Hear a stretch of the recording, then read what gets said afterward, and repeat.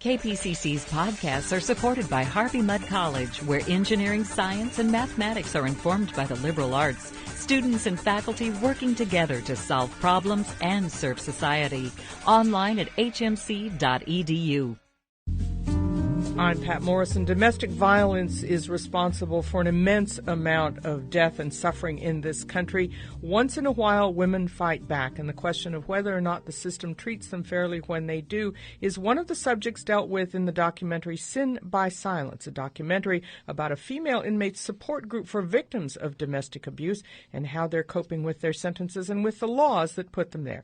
Joining me in studio to talk about this is Olivia Klaus, who is director and producer of Sin by Silence. Thank you for being here. Thanks so much for having us. It's going to be screening throughout Southern California throughout the summer and going on a national tour. You are going on national tour with the film.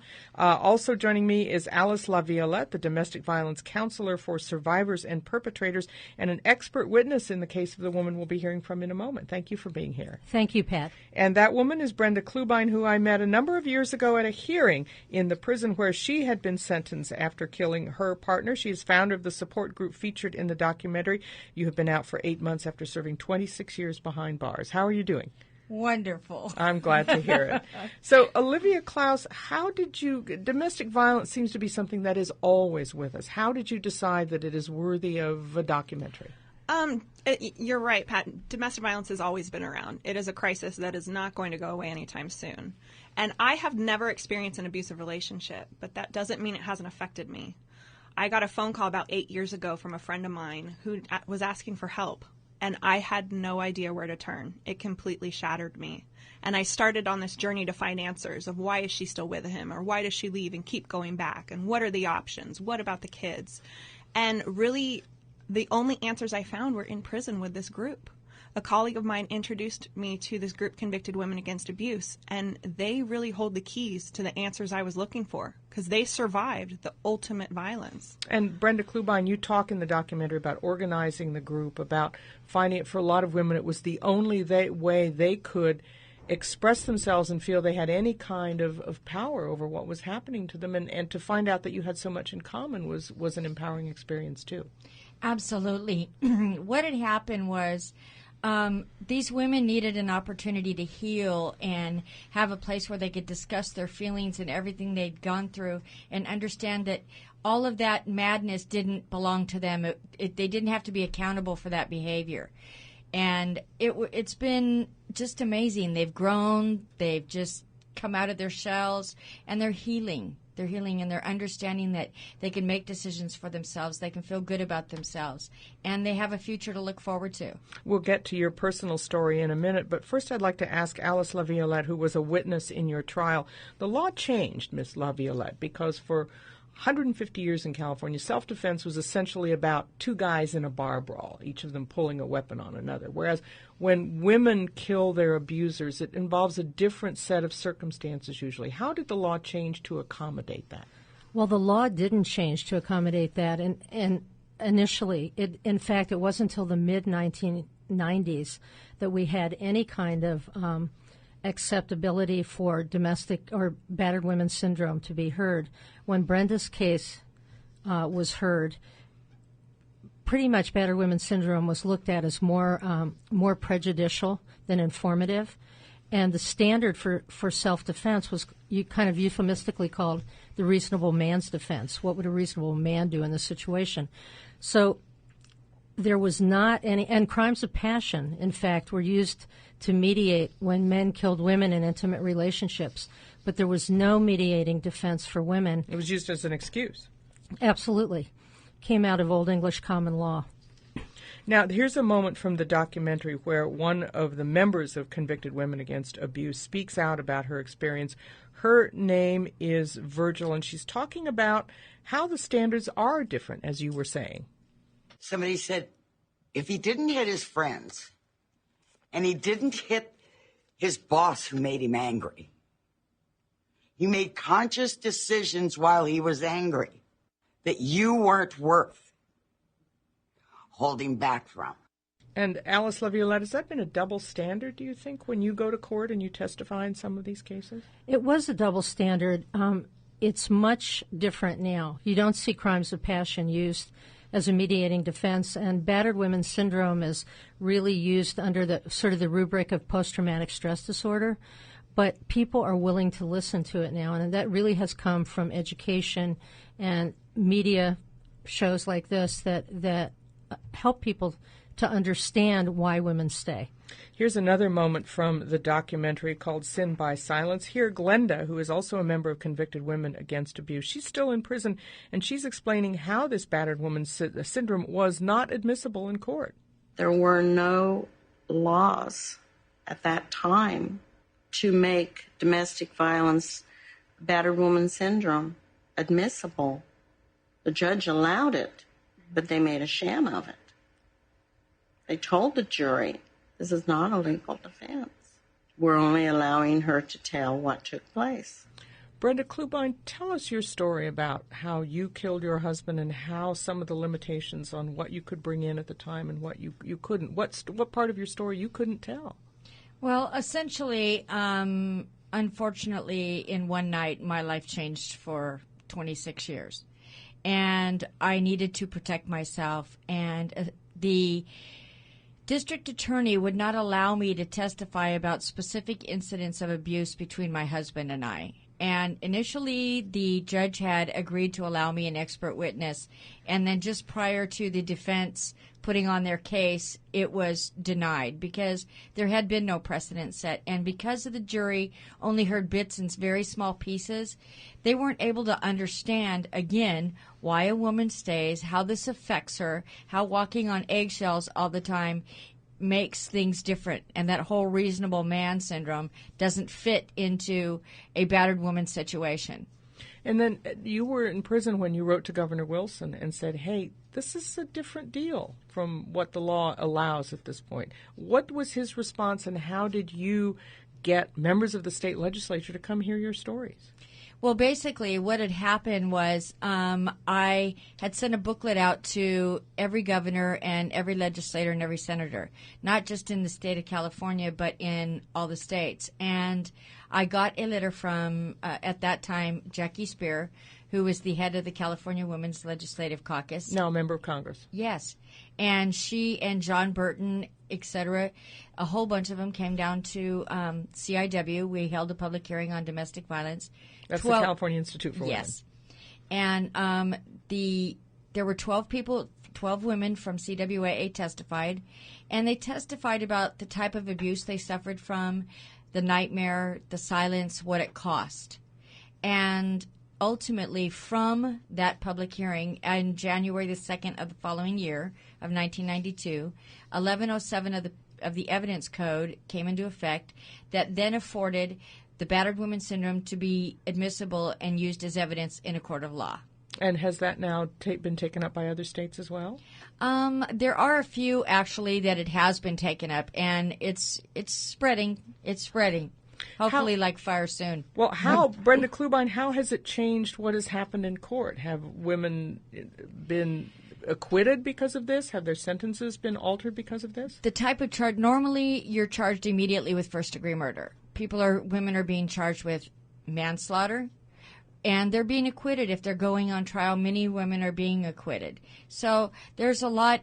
They're looking at things a lot different now, and they're paying attention to the subtlety of what happened and how things happened and what all the circumstances were, and they are no longer just picking and choosing what they allow. We're talking about the new documentary Sin by Silence with the director and producer of it, Olivia Klaus, with Alyce Laviolette, who's an expert witness and a domestic violence counselor, and with Brenda Clubine, who's in the documentary as the founder of the support group, who is now out of prison after 8 months after serving 26 years behind bars for the killing of her husband. Olivia Klaus, when I talked about this to the head of the California District Attorneys Association in 1993, he said that changing the law to allow this kind of testimony amounted to a recipe for murder. Have you seen how the nature of prosecutions has changed? Was he right that this has opened the floodgates to the murder of men by the women who they have abused? I don't think it's necessarily opened the floodgates. This is not a license to kill. That is not this battle. That is not this movement. What this movement is about, and what these women are about in Convicted Women Against Abuse, is just really understanding why they did what they did, why they felt the need to defend themselves. They did not mean to kill him. They did not mean, all they were doing was defending themselves. What happened in these situations, there was so much violence and so much abuse and so much that was going on that you just have to protect yourself at some point. And that is, all of these women in Convicted Women Against Abuse are not saying what they did was right, but they are asking for, why are we still here? And that's what was happening with, in 1991, 1992, with the whole battered women syndrome is, hey, what about us? Really understand where we're coming from. Alyce Laviolette? It was really interesting to me that opened up on A&E and American Justice. They said, is that going to open the door for women killing men?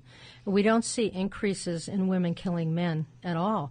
But what's interesting is crimes of passion were never seen as an excuse and a way for men to get away with murder. And that's been true since our legal system was organized. So there is very definitely a double standard. There's been gender studies in the court that criminal justice process, even evidentiary law, is prejudiced against women because it asks for discrete incidences, and women tend to talk more in context.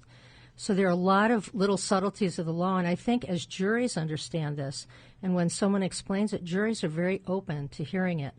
Not to say, okay, you're off unless it happened right at the moment, but to say this at least explains something, and you're not a threat to society. Yeah. We'd like to hear from you as we talk about the documentary Sin by Silence about domestic violence, 866-893-5722. Maybe you'd like to share some stories with us. Maybe you are a victim of domestic violence. Maybe you're someone who's taken part in a court process as a juror or an attorney in a domestic violence case. We'd like to hear from you at 866-893-KPCC. You can also let us know on the Patt Morrison blog at kpcc.org your thoughts and your ideas about this. Maybe you have questions for Brenda Clubine, or for Olivia Klaus, the director and producer of Sin by Silence, or for Alyce Laviolette, the domestic violence counselor for both survivors and perpetrators. Call and let us know at 866-893-KPCC or on the Patt Morrison blog. Olivia Klaus, we mentioned this is going to be shown throughout the Southland this summer. Where is it going to be screening and when that people can see? You can go to our website at sinbysilence.com. We have a lot of stuff here locally that we're planning with various organizations and universities. And then this fall we will be going on tour. So people will be able to ask questions afterwards of all of you about... When we're on tour, Brenda and I will be touring, and we will be showing the film, and Brenda will get up to hold a discussion afterwards. And so definitely the way to keep on track is through our website at sinbysilence.com. When we come back, we're going to be hearing more from Brenda Clubine about the questions. This documentary raises the kinds of questions she has been hearing as she's out and talking about it with victims of domestic violence, even perpetrators of domestic violence, and people in the law enforcement system who've dealt with it. More from all three of my guests when we come back in a moment at 89.3 KPCC. This is 89.3 KPCC, online at kpcc.org. Good afternoon, I'm Hetty Lynn Hurdes. California will step up its campaign against bad diets, bulging waistlines, and clogged arteries when 3 new laws dealing with restaurant and school food take effect July 1st. The Golden State will become the first in the nation to require restaurants to disclose how many calories are in their standard menu items. It'll also bar schools from offering students fries, baked goods, and other dishes made with oils, margarine, or shortening containing trans fats. And it'll prevent high schools from selling soda to kids. Michael Jackson's mother will serve as temporary guardian of the singer's 3 children. A judge this morning granted Katherine Jackson's request to become temporary guardian of her grandchildren. Jackson's father, Joe, says he's pleased by the decision. Of course, this is where it belongs. We're the parents, and we got other kids of their size. They love those kids, and we love those kids too. We're going to take care of them and give them the education they're supposed to have. We can do that. The judge set a later hearing to determine who will be the children's permanent guardian. The judge also ordered that the court offer notice of the hearing to Deborah Rowe, the mother of the 2 older children. Jackson's youngest child was born to a surrogate mother whose identity is unknown. Katherine Jackson also has asked to be named the administrator of her late son's estate. The judge set a hearing 2 weeks from today to address that issue. Direct flights from L.A. to Havana will resume tomorrow, 2 months after President Obama decided to ease travel restrictions to Cuba. Cuba Travel Services will offer a flight every Tuesday via Continental Airlines. The jet will take off from LAX at 11 in the morning.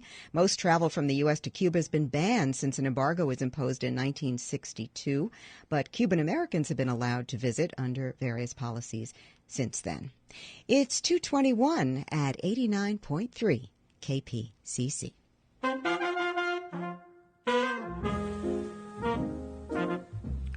I'm Patt Morrison. Domestic violence is omnipresent in our society, so much so that the sin of silence, as it is called, the name of the documentary about domestic violence in an inmate support group, the invisibility of domestic violence has been one of the factors that has allowed it to go on for a very long time. A number of police departments, including at the head of the pack, the LAPD, have changed some of their policies about domestic violence.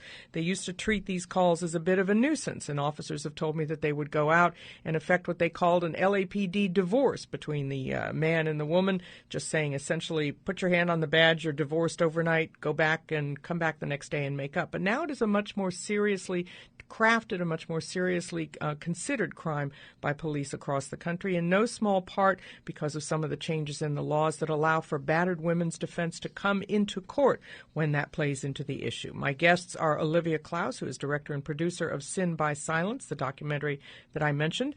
Alyce Laviolette is a domestic violence counselor for survivors and perpetrators, and Brenda Clubine has been out of prison for 8 months after serving 26 years for killing her husband. We're taking your calls and questions at 866-893-KPCC. Renee is calling from West Los Angeles. Renee, thanks for your call. Hi. I was a prosecutor earlier in my career, and I did prosecute domestic violence cases. And what I found was that the police were rather insensitive to the victims and intimidated them in a way that they were reluctant to testify. I do understand that that's improved now, and that there are women police officers interviewing women victims.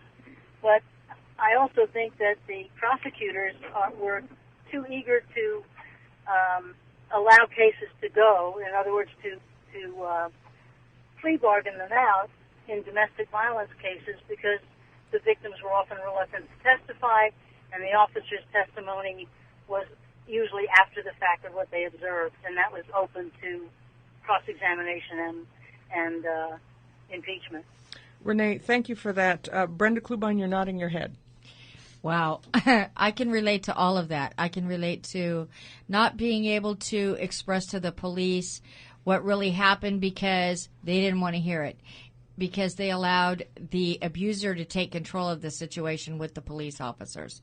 So I appreciate your being able to come forward with that and also understand that plight. And Alyce Laviolette, has that changed the way that police departments now handle domestic violence calls, and prosecutors handle domestic violence cases?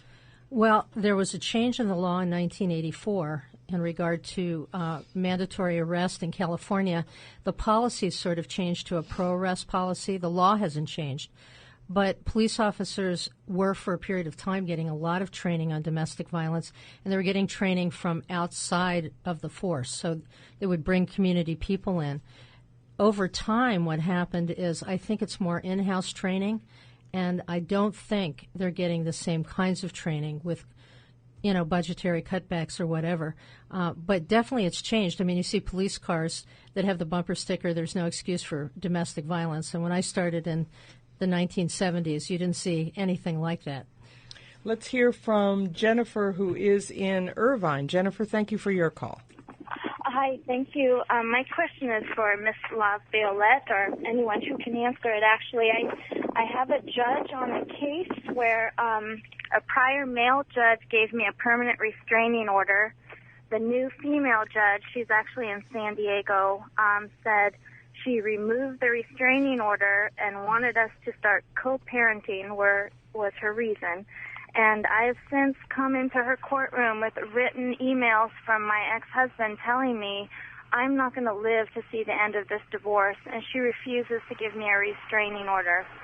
And I don't know what to do. My current attorney says we don't want to upset the apple cart and ask for a new judge and just try and get the best result we can without that. But I am afraid for myself, and I have a 4- and a 6-year-old. Jennifer, I'm very afraid. Jennifer, stay on the line, okay, and don't go away. Let's hear first from Alyce Laviolette. Jennifer, one of the things I would do is connect with the local shelter and ask for a court advocate. You need a victim advocate to work with you, and you probably need an agency behind you. That would be helpful. So I would get on the line with the shelter and do it during normal working hours, because that's when the full staff is usually there. The other thing is you could get an expert witness. That's expensive. You can usually get some advice from an expert, maybe over the phone, but it would be really helpful for you to have an agency behind you and court watch. There are groups of people that sometimes go to court, observe what a judge is doing, and then make reports on that. So Jennifer, don't go away. Brenda Clubine, you wanted to say something to Jennifer, too. Wow. Jennifer, my heart goes out to you first and foremost. Secondly, all I can say, girl, is hang in there. You have to do whatever you can to remove that judge from your case. You cannot allow this woman, this female judge, to stand up and take away your restraining order, which protects you and your children for as much as it can. Get the media involved. And Jennifer, stay on the line. We'll see if we can get you in touch with somebody who can give you some more advice. Olivia Klaus, so often, and you mentioned this in your documentary, Sin by Silence, people just say, well, just get out. Why can't you just get out? Right. It's that I used to think that way too. And it's from getting to know these women and convicted women against abuse, I realized how hard that is. There's so many different dynamics. There is financial dynamics. They are dependent on these men. There are children involved. There are families. There's religious stigma. There's cultural stigma. There are so many different dynamics, and this is not a black and white issue. This is definitely a gray area with so many different layers that can just peel away to just this violence that is all-encompassing. And I wish it was so easy that she could just leave, but it's really not. We'd like to hear from you as we talk about Sin by Silence, a documentary about domestic abuse. 866-893-5722 is the number. You can let us know your thoughts on the Patt Morrison blog or call us with your questions and concerns at 866-893-KPCC. Alyce Laviolette, you work with survivors and perpetrators. And I suppose the question is, when you bring the abuser into the equation too, how does that change things? Well, we separate them. I work with abusers groups, which is kind of the law in the state of California. You have to have same-gendered groups. And my group grew out of my work at the shelter. We actually, because we were seeing about 80% of the women who came to our shelter at a very short period of time, that we saw that they were going back to their partners. We wanted to work with their partners. And so we started a program at Women's Shelter in Long Beach. And I started that program because I couldn't find another job at the shelter. I actually didn't want to do it at first. But I think it's first-line advocacy for battered women is to work with perpetrators, because you're trying to change the behavior of the people that have the women fleeing. And, I've been doing that for 30 years, and probably I wouldn't keep doing it if I didn't feel like it had an impact. 866-893-5722 as we talk about domestic abuse. Let's go to West Los Angeles because Melody is on the line there. Melody, thank you. Hi. Hello? Yes, you're on the air. I have a situation where the father of my children, I left him due to domestic violence, and there was I did press charges, and he was on probation and did the anger management classes and all that. But as soon as his probation was up, he abducted my children, and I'm having a really hard time getting them back. And he's saying that basically that everybody's telling me that it's the statute of limitations or whatever has run out, and too much time has since the charges were pressed against him. And what are the laws as far as custody goes? Do you have a custody order, and how is that?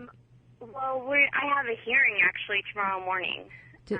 Were you given full custody of your children when you divorced?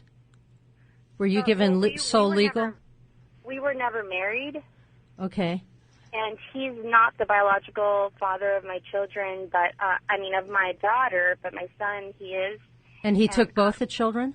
Yes, he did. And the judge is telling me that he's being allowed to be presumed father because he signed my daughter's birth certificate.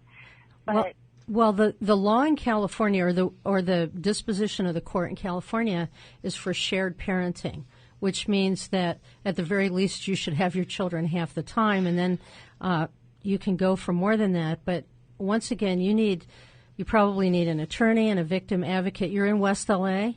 Yes, I am. I would contact Sojourn Shelter, Sojourn Services for Battered Women.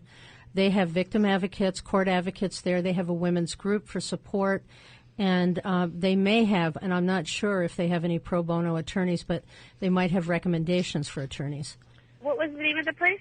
It's Sojourn Services for Battered Women. If you call 411 and ask for the domestic violence hotline, if you ask for Sojourn, they'll give you the number. Okay, Sojourn. Thank you. Thank you, Melody. And Brenda Clubine, who organized Convicted Women Against Abuse when you were behind bars for killing your husband. All these stories, you're shaking, you're nodding your head, they're resonating for you. Well, yeah. That's something that I just hasn't changed. They're still giving abusers the children. What is wrong with our society that they keep allowing this? That's why Sin by Silence is so important.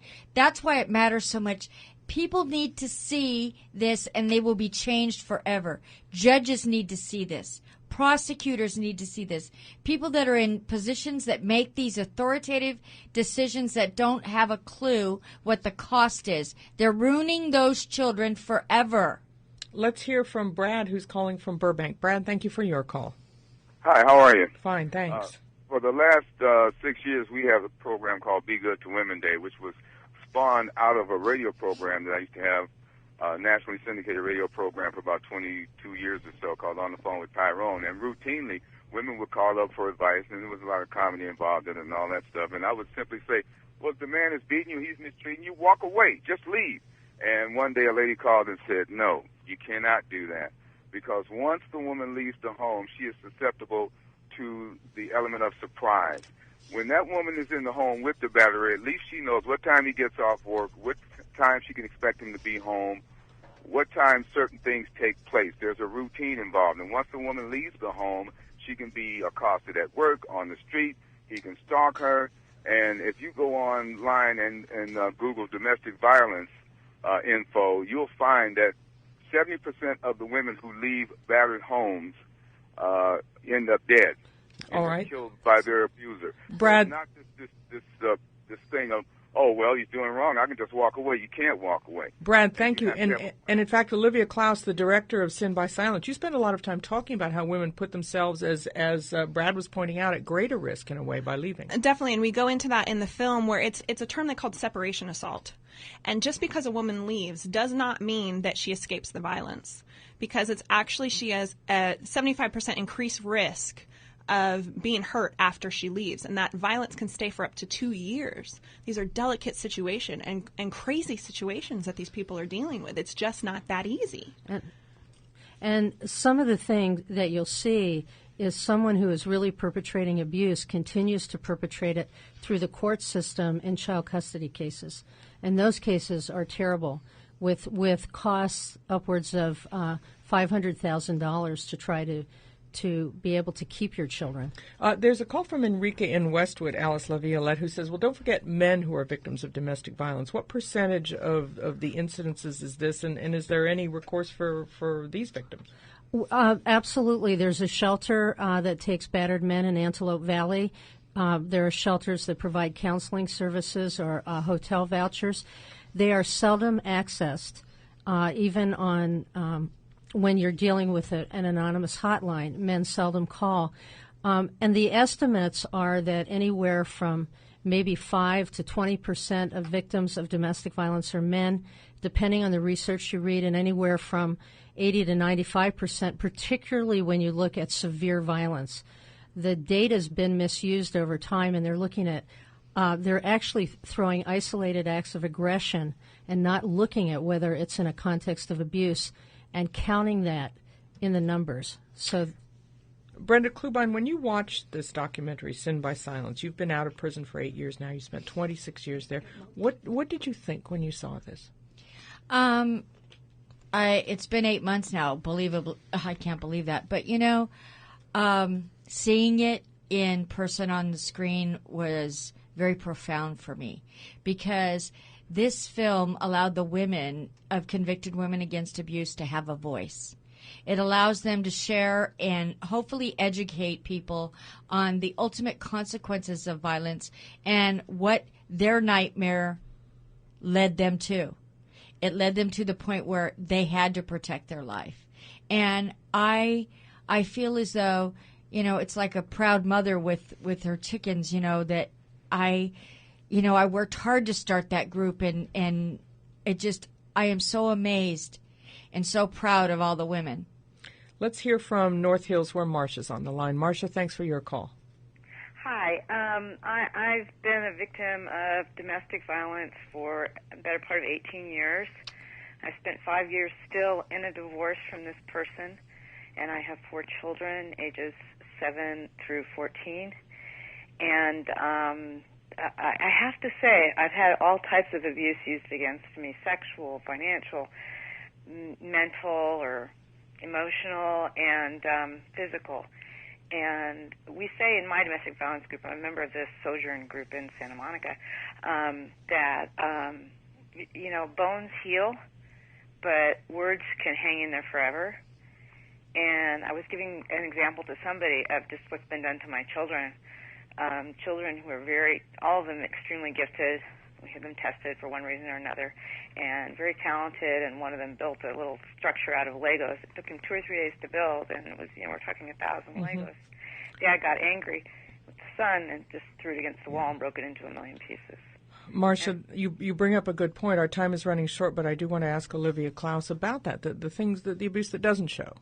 Yes, and that is the one thing that a lot of people resort to, is they always think it's just slapping or hitting. But actually the words and the verbal and emotional abuse hurt the worst. And that is the one thing I see in these women in Sin by Silence, is that they have been away from their abusers for 20 years now. They've been in prison, and they are still crying to this day like it was the first day.